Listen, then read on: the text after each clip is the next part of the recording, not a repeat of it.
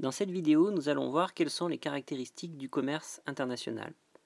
Cette question s'inscrit dans le cadre du chapitre sur les fondements du commerce international et de l'internationalisation de la production. Le commerce international consiste en l'échange de biens, de services et de capitaux entre pays. Il faut remarquer que les échanges internationaux de biens et de services ont débuté il y a environ 3 millénaires. Ce n'est donc pas un phénomène récent. Nous pouvons également remarquer que toutes les régions du monde n'ont pas été concernées par ce développement des échanges internationaux. Le processus de mondialisation n'est pas uniforme. On repère en effet plusieurs phases de mondialisation dans l'histoire. La première phase de la mondialisation est le temps des grandes découvertes au XVe-XVIe siècle, dans une époque où on a une conjoncture de découvertes scientifiques et géographiques qui vont marquer une première ouverture des échanges mondiaux.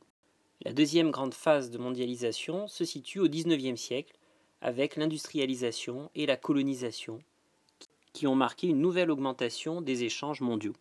Enfin, la troisième phase de mondialisation que nous connaissons est celle qui débute après la Seconde Guerre mondiale et qui marque un véritable envol du commerce international.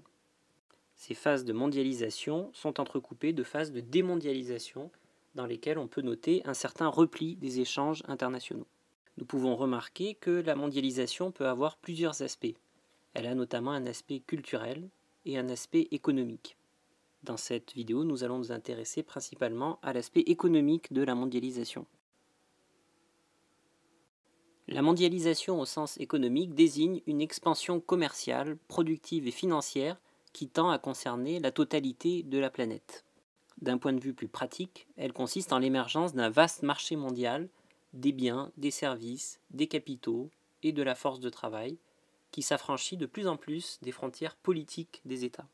Ce marché mondial renforce les interdépendances entre les pays qui s'approvisionnent sur le marché mondial et qui vendent des biens, des services sur le marché mondial. La mondialisation économique a donc tendance à relier les économies les unes aux autres. Il est possible de distinguer la mondialisation de la globalisation. La mondialisation renvoie à l'échange de produits entre différents pays. La globalisation, elle, renvoie davantage aux flux financiers internationaux entre les différents pays. Lorsque l'on s'intéresse aux évolutions du commerce international depuis 1945, il est possible de repérer deux faits importants. Tout d'abord, on peut remarquer qu'il y a une véritable explosion des échanges commerciaux depuis 1945. En effet, au cours de la seconde moitié du XXe siècle, les échanges internationaux de marchandises se sont accrus à un rythme 2 fois supérieur à celui du PIB mondial.